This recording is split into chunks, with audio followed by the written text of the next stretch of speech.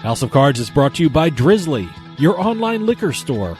Available in over 95 cities across North America, Drizzly offers a huge selection and competitive pricing with a side of personalized content. Now there's no need to leave the house. Get alcohol delivered in less than an hour by Drizzly. Head on over to drizzly.com and order today. And now get $5 off your first order of $20 or more when using promo code DRINK19 at checkout. Shop beer, wine, and liquor with drizzly.com.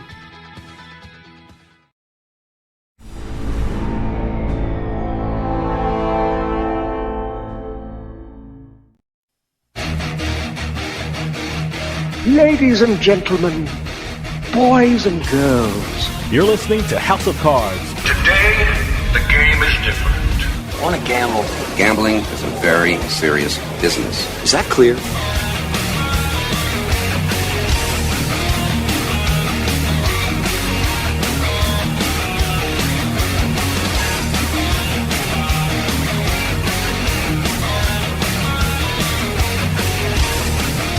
Welcome to House of Cards. Dave Weishuttle with you here, deep from the swamps of Jersey. Got a great show coming up for you. Imagine not knowing anything about poker, yet setting out not only to learn the game, but to play in the main event of the World Series of Poker.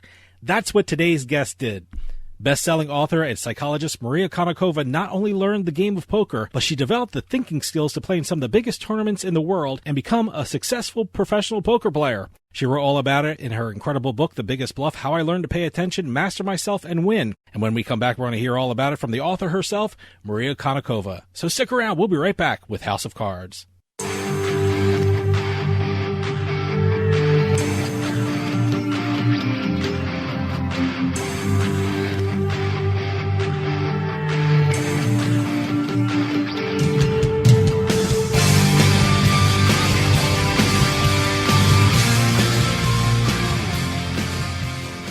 I owed the IRS $10,000. The IRS garnished my wages. They put a lien on my house. I'm self-employed and didn't report all my income. They claim I owe a lot more than I do. The IRS is the most powerful collection agency in the world. They do not give up until you pay.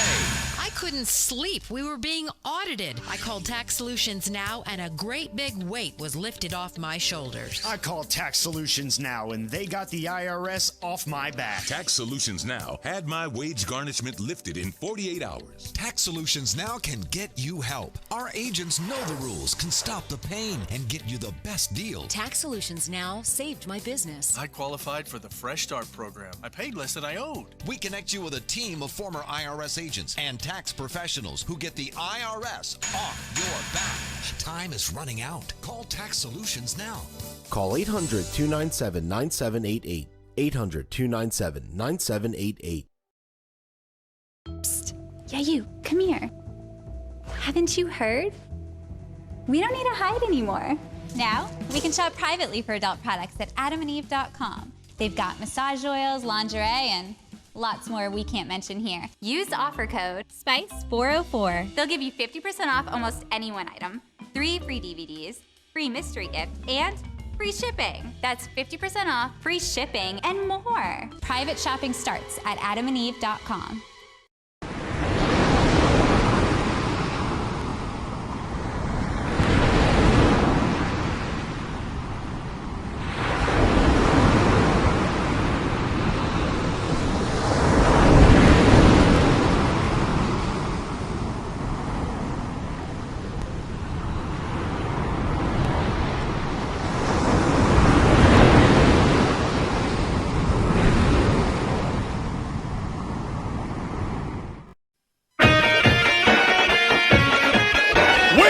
Poker fans! You're listening to House of Cards.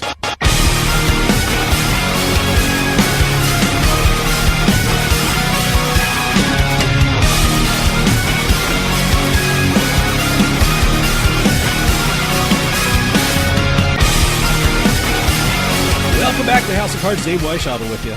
I am thrilled to talk to our next guest because she is the author of an amazing book. Maria Konnikova, who wasn't a poker player, set out to learn the game in order to play in the World Series of Poker. Along the way, she got help from one of the best poker players, played in some of the biggest tournaments in the world, and did extremely well. And Maria acquired skills that reach beyond the poker table. The book is called The Biggest Bluff, How I Learned to Pay Attention, Master Myself, and Win.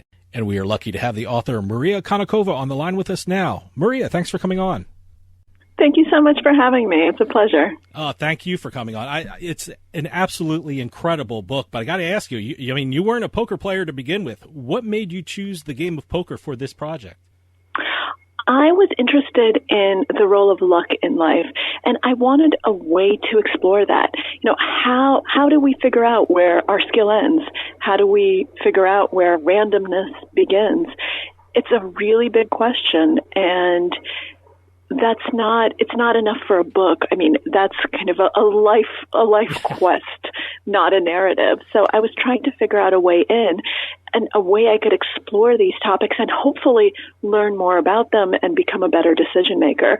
And when one of my friends heard what I was thinking about, they said, well, why don't you check out game theory? If you're interested in chance, if you're interested in this type of framework, then it's a really good way of looking at it. And so I did. My game theoretical background was decidedly limited at the time. And so I decided to pick up The Theory of Games, which is the foundational text of game theory. One of the authors, John von Neumann, it turns out, was a poker player. And he wasn't just a poker player. Poker was the foundation of game theory. It was the inspiration for game theory. And the way that von Neumann wrote about the game made me really want to seek it out and figure out, well, what is this poker thing all about? There's this wonderful quote from him. I think I'm getting it right, but I apologize if I'm misquoting him. He says something like, real life consists of bluffing, of little tactics of deception, of figuring out, what does this man think I mean to do? And that's what games are about in my theory. I read that and I thought, wow, this is really interesting. I want to learn more about this game. And so I did, and something just clicked. I thought, this is the book. Why don't I learn poker and actually take up von Neumann's challenge, see if I can figure out how to use poker as a way into decision-making in life, as a way of figuring out where my skill ends and the randomness of chance begins. Your examination between skill and luck was fascinating in the book. And what you did, you took von Neumann's approach to it. What made you set your goal on the World Series of Poker? Yeah, I didn't know anything about poker. And so I just tried to figure out, well, what's important in the poker world? And I very quickly figured out that the main event of the World Series of Poker was the event that poker players always looked forward to, that this was kind of the pinnacle. So it's kind of the equivalent, if I decided to play tennis and I said, I'm going to play Wimbledon, it's the most important one. And obviously not quite the same, because I don't think I'd be anywhere near Wimbledon basically ever, even if I devoted my entire life to tennis. Luckily, poker has a slightly lower physical barrier to entry. I'm not athletic. I very much lack hand-eye coordination, so tennis is not in my future. Well, at least you're sitting in poker, so that's a good thing. You're sitting down, so that's good. This is true. And I can do other things. I do yoga. I used to dance when I was younger, but I can't do anything that involves balls coming anywhere in the vicinity of my body, that, especially at high speed, just tennis, golf. Well, golf, I guess it's going away, but I've never been able to hit a ball with a golf club.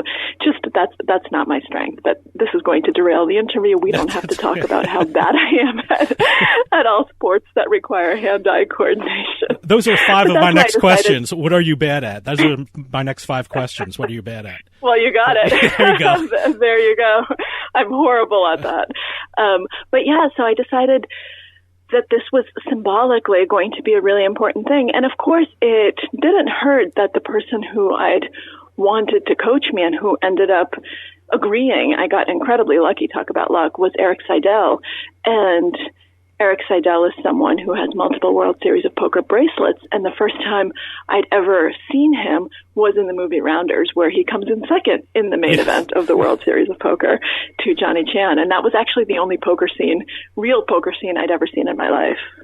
Yeah, you brought up the question I was going to ask next. I mean, you actually got Eric Seidel to help you during this project. I'm sure you got a million questions about how was he as a coach and what information did he give you, and it's certainly outlined in the book.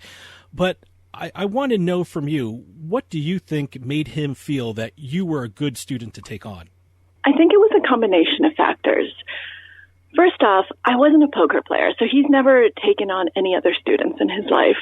And I think it helped that it wasn't like a poker player approaching him and saying, "Hey, Eric, I want some lessons, make me better." I was a total blank slate. I was somebody who had no experience whatsoever in the game, and I came from a completely different world. I had a background in psychology, in writing, and he knew this. And so for him, it was a really interesting test of philosophy. Can someone who's not coming in as a stats whiz, who's not coming in with those brilliant mathematics that a lot of the young players these days are focusing on, can someone from a more traditional psychology background but with a deeper understanding of psychology, can someone like that still succeed? Can that style of play still succeed? So I think for him, it was a very interesting test. And I think the other element, maybe even the more relevant one, was that Eric loves poker. He is passionate about the game more than most people I've met. I mean, he and Phil Galfond probably contend for the two most passionate about poker people who I've had the chance to get to know over the last few years. But he loves it for the right reasons. He thinks that he loves the process. He's not in it for the money. He's in it for the challenge. He's in it for the game. And I think he saw in me an opportunity to share that love with a wider audience, with people who weren't poker players. Because I was coming from the New Yorker. I was coming from books that had nothing to do with poker. My fan base, so to speak, such as it was very, very different from a poker player's. And so I think he thought several steps ahead and said, if I help her now, and if she actually is able to accomplish this, it's going to be good for the poker world several years from now. Okay, hold that thought. We're going to take a quick break. See you on the other side.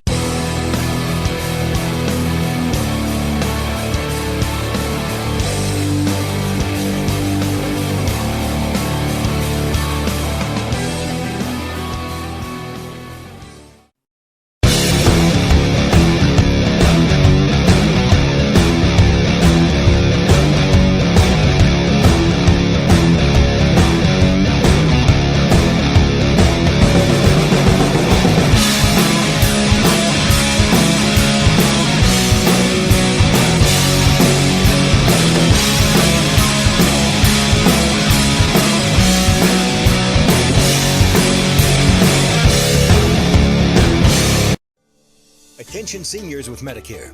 This is an important announcement. Did you know you may qualify for a monthly Social Security rebate? Did you know you may qualify for a $0 monthly premium? That's right. You may qualify to get $135 added back to your Social Security check each month.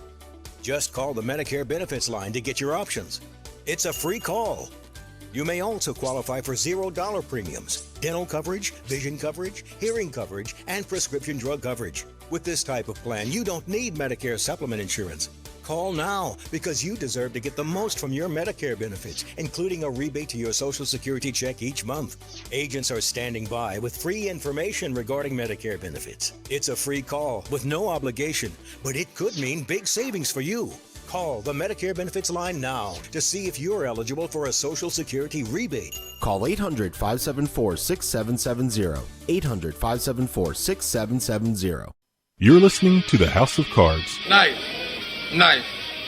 Not thrilling, but nice.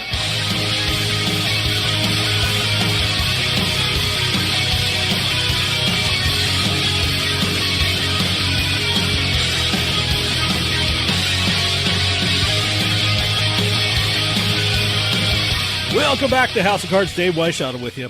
For those of you just joining us, I am talking with Maria Konnikova, author of The Biggest Bluff, How I Learned to Pay Attention, Master Myself, and Win. You know, I was fascinated with your interaction with Eric in the book and his thoughts of a poker player sitting at the table. I mean, he compared it to being a jazz musician, which I thought was a fantastic analogy. Can you explain Isn't what it beautiful? It's so I never thought of it like that, and he's right. Can you explain what he was talking about when he made that comparison? Absolutely. The first time he made the comparison, it baffled me a little bit because I was thinking of poker more as war, zero sum. I'm out to get you and you're out to get me and we're going to go guns blazing. And he said, no, it's really more like playing jazz, because in jazz, and it's specific, it's not musicians, it's jazz musicians, because in jazz there's improvisation, and the musicians have to play together and react to each other and be so finely in tuned to each other that the improvisations work. They have to constantly adjust, constantly figure out what all the other players are doing and respond to that and play together so that the overall music works. And poker, and Eric's style specifically, I mean, one of the things I've seen Eric do better than anyone else is adjust to other players. He is capable of anything. It just depends who he's playing with. He is in tune with all of the other musicians, and he will make his music sound different depending on where he's playing. And the other thing about jazz, which Eric pointed out, which I think is really important, is that there's no one style. And he said to be a great poker player, to be a good poker player, you can follow a strategy. To be a great poker player, you have to be a free thinker. You have to be someone who's willing to follow different paths, different strategies. And that's true of the greatest jazz musicians as well. You know, in reading your book, I mean, I thought about something in my life that had nothing to do with poker. As a young guy starting law school, everyone gave me the idea that, you know what, you're not going to law school to learn the law because it's changing, it's fluid. You're going to law school to learn to think and analyze like a lawyer. And midway through the first year, from sheer repetition, something is going to click and you're going to analyze information efficiently. Should we think about poker like that? In order to play the game of poker, you have to think like a poker player? I think in order to play the game of poker, you have to not necessarily think like a poker player. You have to think correctly. Mm-hmm. I think not all poker players do that, to be perfectly honest. And I think that a lot of poker players are held back by what they're supposed to do as a poker player. One of the things that I think I had going for me is that I had no notion of what was accepted, of what was okay, and what wasn't. I had to just try to figure things out and see what was working, see what felt right. I had to be a free thinker the way that Eric had told me to be.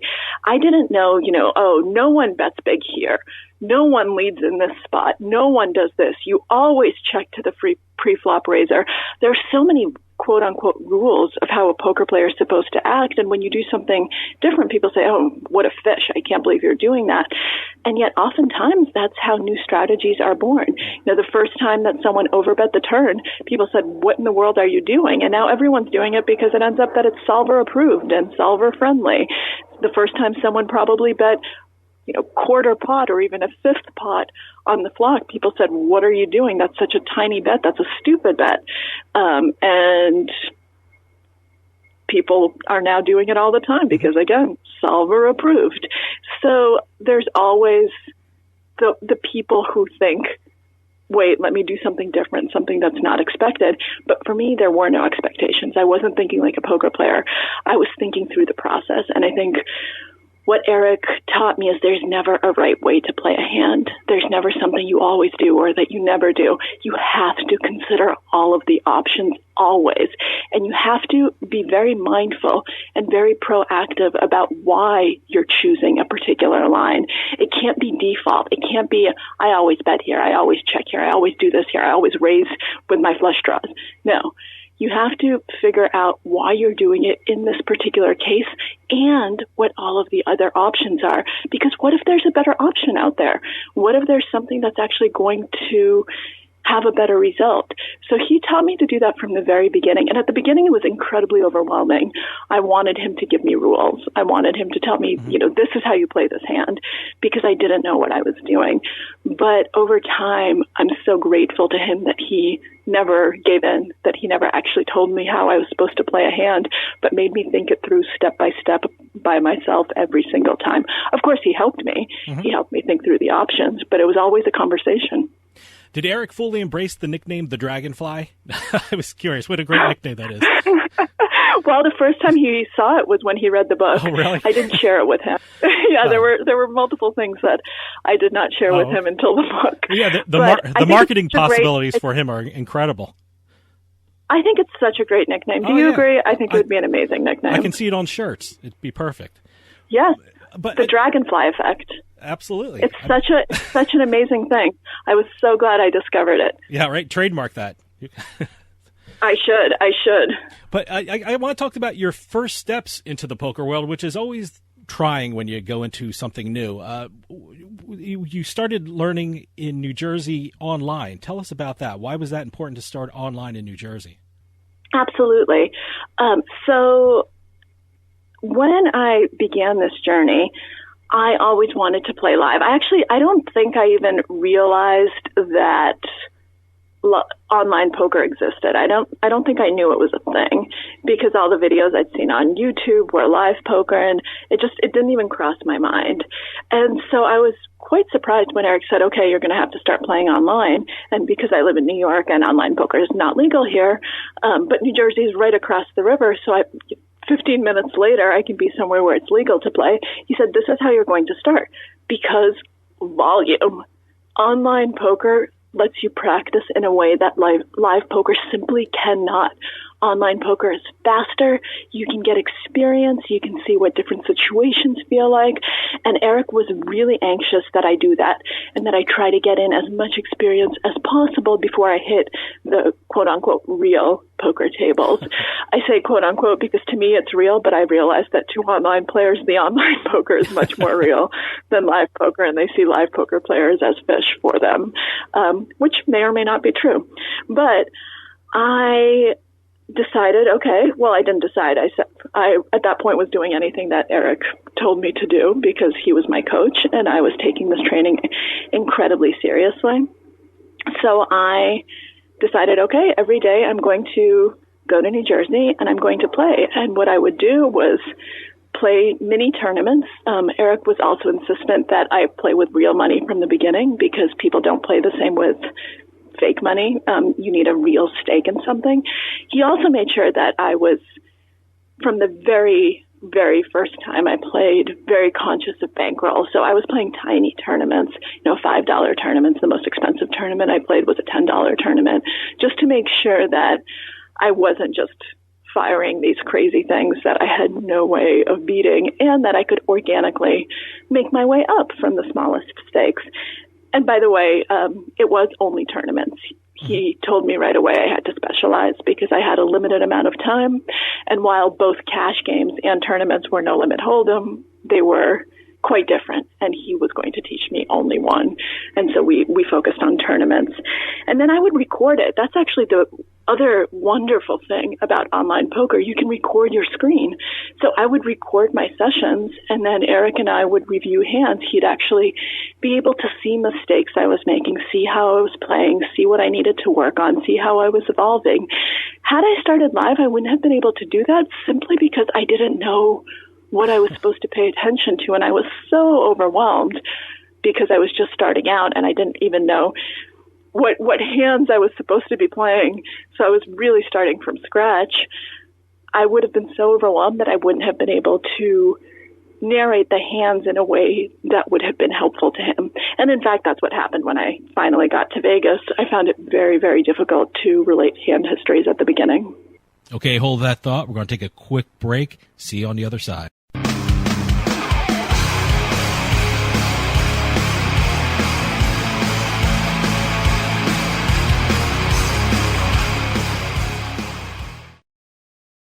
I owed the IRS $10,000. The IRS garnished my wages. They put a lien on my house. I'm self-employed and didn't report all my income. They claim I owe a lot more than I do. The IRS is the most powerful collection agency in the world. They do not give up until you pay. I couldn't sleep. We were being audited. I called Tax Solutions Now, and a great big weight was lifted off my shoulders. I called Tax Solutions Now, and they got the IRS off my back. Tax Solutions Now had my my wage garnishment lifted in 48 hours. Tax Solutions Now can get you help. Our agents know the rules, can stop the pain, and get you the best deal. Tax Solutions Now saved my business. I qualified for the Fresh Start program. I paid less than I owed. We connect you with a team of former IRS agents and tax professionals who get the IRS off your back. Time is running out. Call Tax Solutions now. Call 800-297-9788. 800-297-9788. Hey, this is Dave Weishottle from House of Cards with your House of Cards gaming report for the week of May 10th, 2021. Pennsylvania welcomed 2 new online poker sites recently as both BetMGM and Borgata went live in the Keystone State. The pair are the first legal online poker sites to go live in Pennsylvania since PokerStars launched back in November 2019. BetMGM Poker is now live in 3 states, including New Jersey and Michigan, and Borgata Poker operates in New Jersey as well as Pennsylvania. Macau casinos reported their best month since the start of the pandemic. The casinos won over $1 billion in the month of April, a 1.1% increase from March and more than 1,000% from this time last year. The revenue bump is due in part to a growth in tourism as travel restrictions were lifted and flights to Macau were up 60% through the end of April. And finally, Las Vegas had its biggest jackpot of the year. A tourist from New Mexico was playing the Megabuck slot machine at the South Point Casino when he hit it big. A $5 bet earned him a $10.5 million jackpot. That jackpot came just 2 hours after an Alaskan tourist won over $2 million at the Cosmopolitan. Lots of people hitting it big in Vegas. Have any news or tips regarding casinos, gaming, or legislation? Send us an email at newsroom@houseofcardsradio.com and follow us on Twitter at HOC Radio.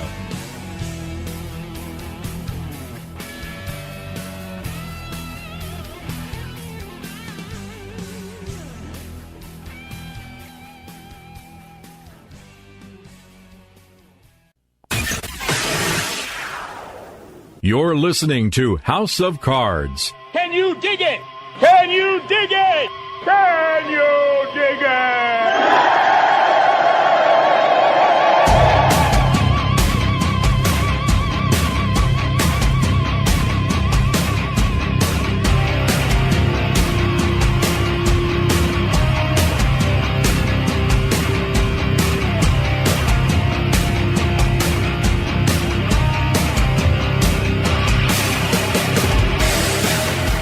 Welcome back to House of Cards. Dave Weishottle with you. For those of you just joining us, I am talking with Maria Konnikova, author of The Biggest Bluff, How I Learned to Pay Attention, Master Myself, and Win.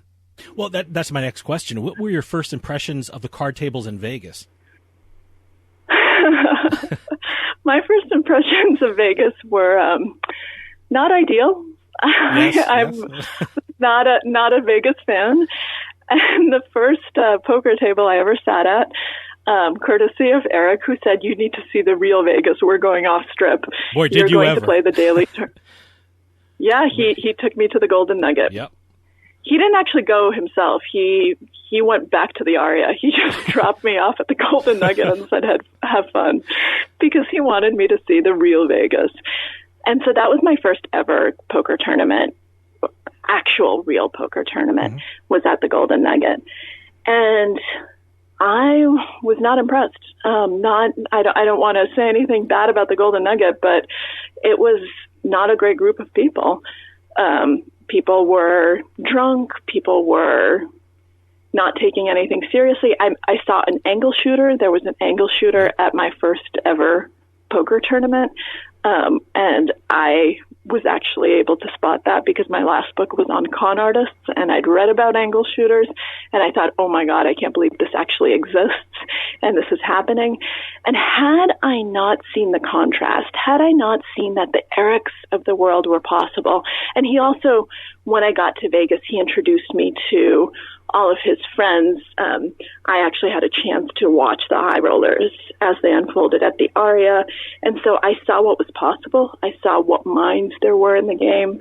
I saw what I was aspiring to. And so that kept me going, and that motivated me. Had I only seen this Golden Nugget situation, I might have turned right around and gone back to New York. Is any time during this process did you think to yourself, boy, is this worth it? Yeah, many times, many times. I mean, there were a lot of times when I thought, whoa, what am I doing here? You know, why am I doing this? I mean, I knew why. I knew I was writing a book, But there were definitely low moments, and especially at the beginning, I was in Vegas on and off for about 2 months. That's how long it took for me to actually start making money. So I was firing lots of these daily tournaments. Once again, bankroll management. I wanted to play in the Aria Daily, which I think was $120 or $140. I don't remember, and Eric didn't let me. He said it was way too expensive for me, and I wasn't ready for it, and I was very upset with him, but he was right, because if you're firing lots and lots of daily tournaments, that adds up really quickly, and even a $35 tournament becomes very, very expensive. So it took me about 2 months before I actually won one of those. And those 2 months weren't great in the sense of not seeing any results. I was working really, really hard. I was studying all the time. I was trying my best, and nothing seemed to click. And it took a while. But then when things came together, at that point I said, I'm going to do this. Yes, I can do this. And then I never looked back after that. In your book, you have a section that I think every poker player should memorize. You call it the art of losing. I mean, you say that every poker, if they lose, probably when they lose, they should lose constructively and productively. What does that mean, and how should a beginning poker player know how to lose? When I first met Dan Harrington, who was a mentor of Eric's and who wrote the books that started off my learning career in poker, Harrington on Hold'em, he told me something really important that I've carried with me throughout this entire time. I was complaining to him, I think, a little bit and saying, I haven't been doing well. And he said, good. And I was very surprised by that. And he said, if you get lucky early on in your career, if you start doing well right away, you're never going to learn, because you don't yet have the cognitive tools to figure out whether you're actually good or whether you got lucky. You can't figure out if your decisions were good or not. Failure, on the other side of things, failure actually forces you to examine your decision process.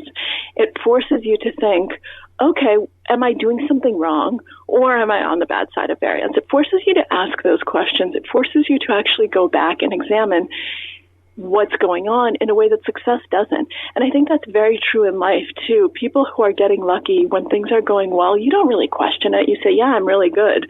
And when things aren't going well, that's what makes you start questioning things. And it's funny, that's what prompted the book. Things weren't going well. Mm-hmm. And it made me realize just how powerful luck is and how much of a role it has in how our lives unfold. And failing at poker, it forces you to really make sure that you're actually making good decisions in a way that succeeding at poker doesn't. And so some players, the players who I think go on these sun runs very early on, tend to be the same players who then burn through their bankroll and are never heard of again.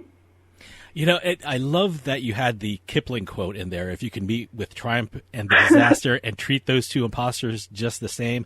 I think what a great mindset for a beginning poker player, how to handle the ups and the downs. Is that how a poker player should focus on winning and losing? Because let me tell you something, talking to a lot of poker players, they all love their bad beat stories. Boy, they can't wait to tell me about them.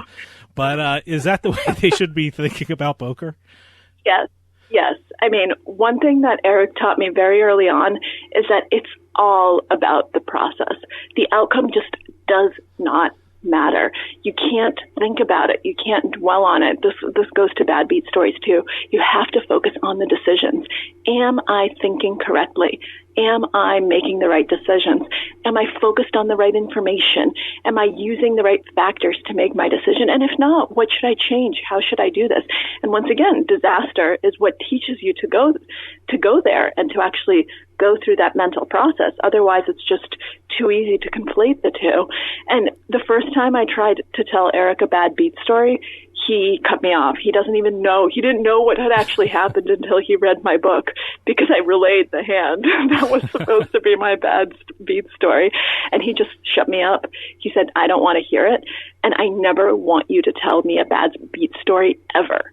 And I never have, because it's such important advice.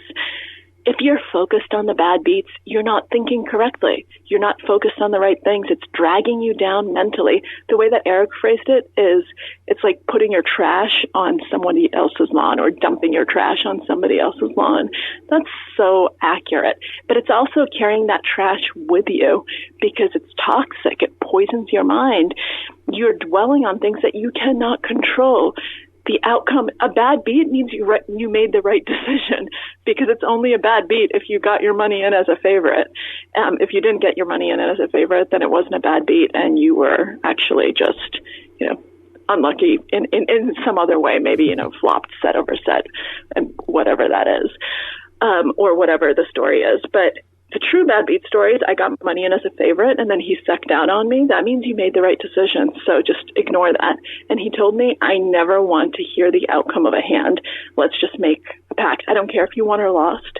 I don't care what the other guy had, unless we're going to be talking about him again. And the cards that he held are going to be important information for a future decision. I don't care about that. All I care about are the decision nodes. The moments where you had to make a choice. Do you have questions about the hand? Do you have questions about the thought process? If you do, let's talk about it.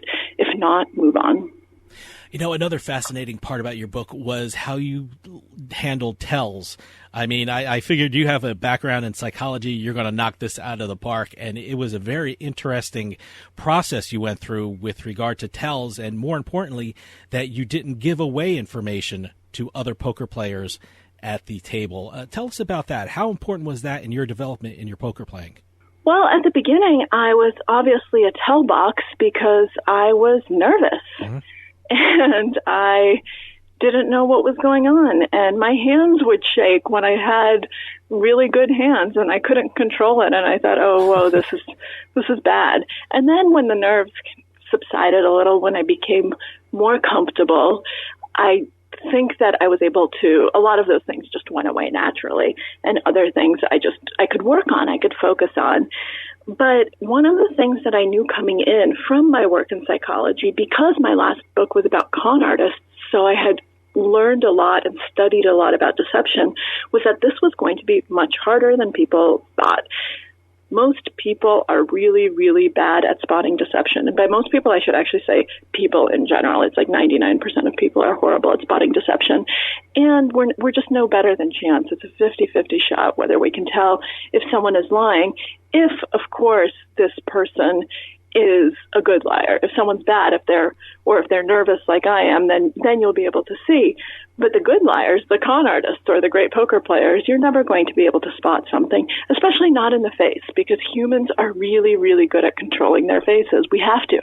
We do it all the time in order to be functioning members of society, so that not every single one of our emotions is expressed on our face in every single social interaction. That would be fun if you couldn't actually control your emotions when you were talking to someone.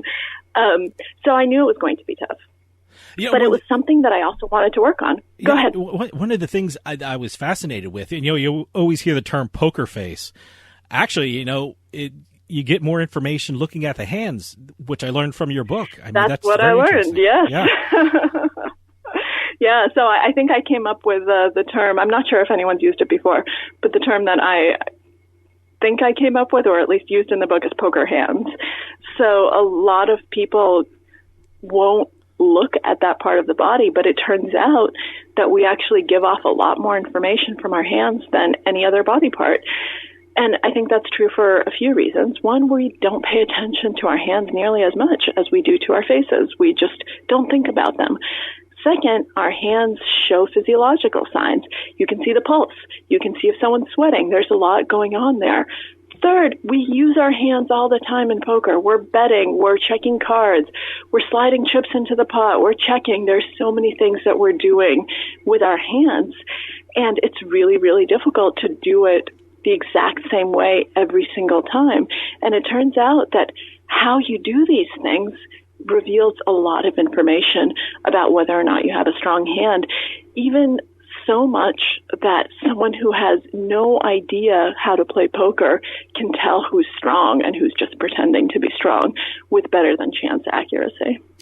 So now you have the dragonfly effect and poker hands. Boy, you're just coming up with incredible marketing tools for poker. It's great. But let me ask you something.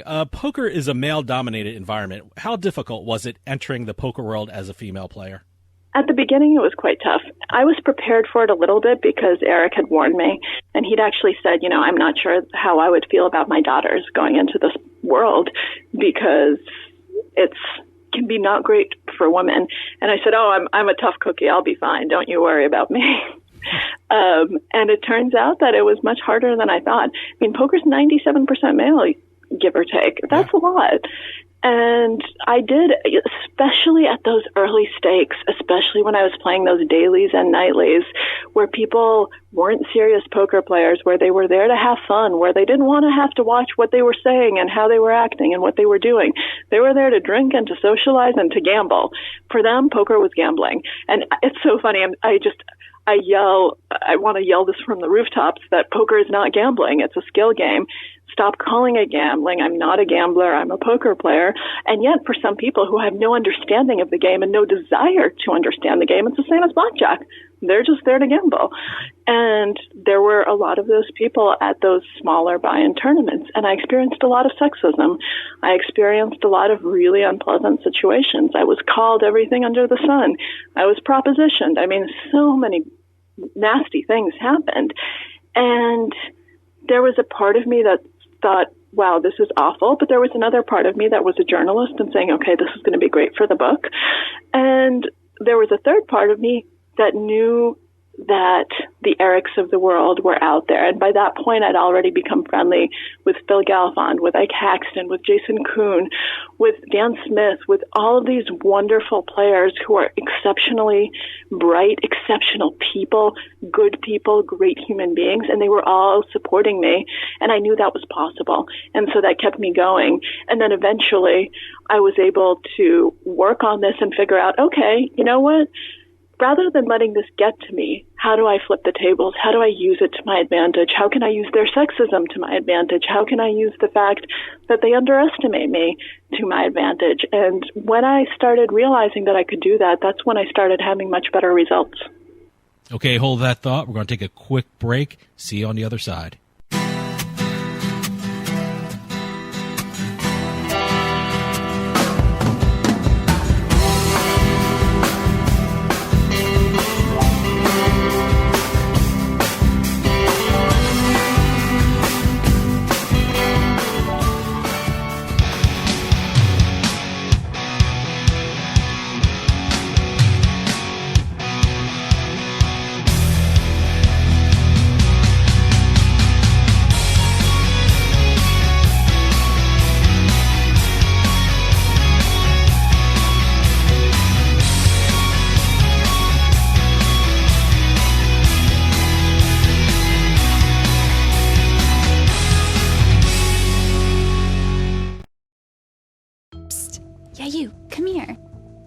Haven't you heard?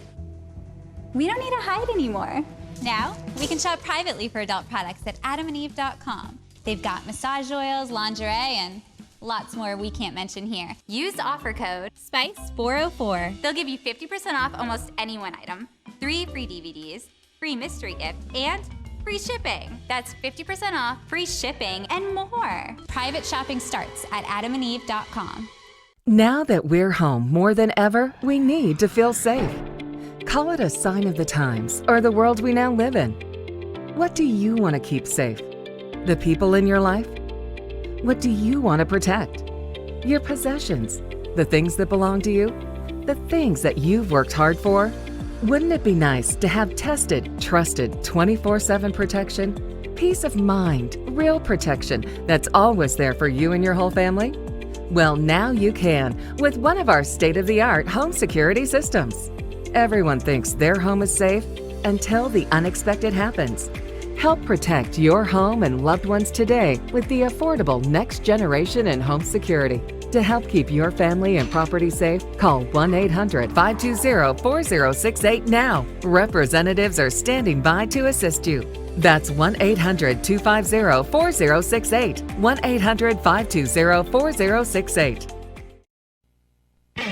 You're listening to House of Cards. Check out our website at houseofcardsradio.com. Welcome back to House of Cards. Dave Weishottle with you.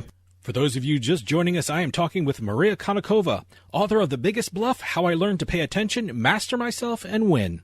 You know, you mentioned all these great poker players, and they're such unique characters, but is there a personality trait that they all have to make them successful? I know they seem to all love make prop bets and play the game loading things in their free time, but is there a talent that they all possess? I think they all love the game. They're all passionate about it for the right reasons. They're excited about the thought process. They're excited about the challenge. They're excited about thinking. They like that. I don't think any one of those guys is in it just to become rich. I think that people who are motivated just by the money, they don't rise to that level. And maybe one of them is going to text me after they hear this and say, actually, I'm in it only for the money. But as far as I can tell, they all truly love the game. And it shows, and it makes them learn. It makes them study more effectively. They're motivated intrinsically rather than extrinsically, which is very, very important in terms of learning. And they're constantly evolving. They're willing to change. They're willing to take in new information and new styles because it's interesting to them. They're not dogmatic. They're not people who think, you know what, this is the way that poker is supposed to be. And I think that that's what unites all of them.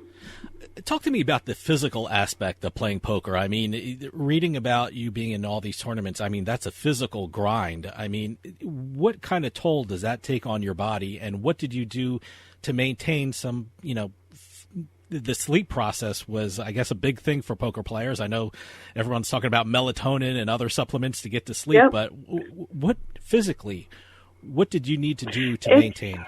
Yeah, it's very demanding. And I think when people say poker isn't a sport, they don't quite realize how physically demanding it is to play tournament poker when you're in multi-day events where you're sitting at the table for 12, 13, 14 hours a day, and then you have to wake up and do the exact same thing the next day, and you can't not do it unless you want to blind out. It's not like a cash game where you can just suddenly walk away.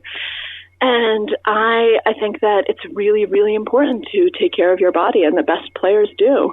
I do yoga every morning. I meditate every morning. When I'm traveling, I really watch what I eat and try to eat as clean a diet as possible. The first thing I ever do whenever I arrive in a new city is find the Whole Foods or whatever the grocery, the organic market is closest to me, and go shopping and actually buy things for the hotel room, buy things to bring with me. If I can actually find a place with a kitchen, that's what I do so that I can cook and bring meals with me. It's so important to actually pay attention to all of those things because it's going to make you play better. It's going to make you better able to pay attention, to concentrate, to execute at your highest level. Otherwise, you'll soon find yourself playing your C game. And of course, some of the things are much more difficult. It's difficult to sleep when there's a lot of adrenaline. It's difficult to sleep when you're jet lagged.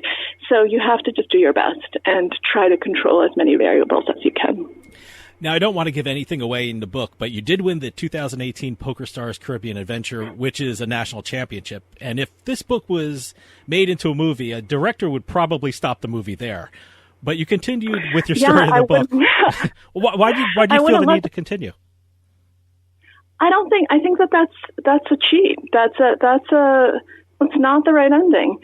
That's just betraying the entire premise of the book, which is trying to figure out the difference between skill and luck. If I just end there, how do you know if I actually got good or if I just luck boxed my way into winning a tournament? I needed to keep going for myself to prove to myself that this wasn't a fluke. And had I never had another good result after that, I would have said, okay, well, I guess I got lucky. And so it was really important to me that I actually did end up making multiple final tables since then, that I have had second place finishes, no other big wins, but I made more than half my career earnings after that win. And to me, that was crucially important because I was trying to tease apart the difference. That was the premise of the entire book. And sure, you have to get lucky to win a tournament, but did I also become skilled? And I needed to make sure that the second part was also true. How did the skills you learned from poker playing carry into your professional and personal life? Every single day, I've become a much better decision maker. I've become a much better thinker. I'm much better able to evaluate probabilities, to see what probabilities are like. That's the type of thing that you expect from poker players. I've become a stronger person, better able to negotiate, better able to stand up for myself. I've become better able to regulate my emotions and to not tilt in real life and to actually pay attention to how I'm feeling so that I can discount it when I'm making decisions. All of these things I took from the world of poker. You know, we're Sorry, in I just dropped something. No problem. We're in a very strange time in the poker world when, poker rooms are just starting to reopen and others are still closed because of the pandemic. Now, the poker players, in the book, you showed that they're very hyper aware of their surroundings and very perceptive of what's going on around them. How do you think that this pandemic will affect the poker industry? Do you think some professionals won't come back to the tables, or do you think they'll need some more time to get back to the rooms, or how do you think this will affect the poker industry? I think it depends on the person. I personally am not heading anywhere in the direction of a casino until there's a vaccine and very good medicine, and I think it's irresponsible to be in a casino right now. I think people who are to be perfectly honest, I think it's very irresponsible of the casinos to be opening up, period, but especially poker. Poker is literally used by epidemiologists to look at how disease spreads. And plexiglass barriers ain't going to cut it because you're touching the same cards, you're touching the same chips, you're sitting in the same place for hours and hours and hours at a time. And we know that length of exposure matters. And people are drinking, which means that their masks are coming off. Yeah. If their masks were on 100% of the time, every single person, maybe. That's not happening. If you look at people at the poker table, there's always one person, their mask is off. It's not on their nose. It's not on their mouth. They're doing this. They're doing that. They're taking a selfie, which just renders the whole thing absolutely moot. I feel very strongly about this, and I don't think there should be any live poker right now. Absolutely. In the U.S., period. No, absolutely. Maria, we're running out of time, but I want you to tell everybody how they can get a copy of The Biggest Bluff, How I Learned to Pay Attention, Master Myself, and Win. They can get it wherever books are sold. Okay. So obviously, all the usual culprits, Amazon, Barnes & Noble, but we're in the middle of a pandemic, so please support your local businesses and try to get it from a local bookstore. They would love to order it for you, and that will help them stay open during this very difficult time. But if you can't, and if you go with Amazon, I'm just very grateful that you order the book from anywhere that's convenient for you. Her name is Maria Konnikova, and the book is The Biggest Bluff, How I Learned to Pay Attention, Master Myself, and Win. It's an absolutely amazing book, and thank you, Maria, for coming on and telling us all about it. Thank you so much for having me. It's been a really interesting conversation. Well, that'll do it for us this week. I'll see you next time on House of Cards.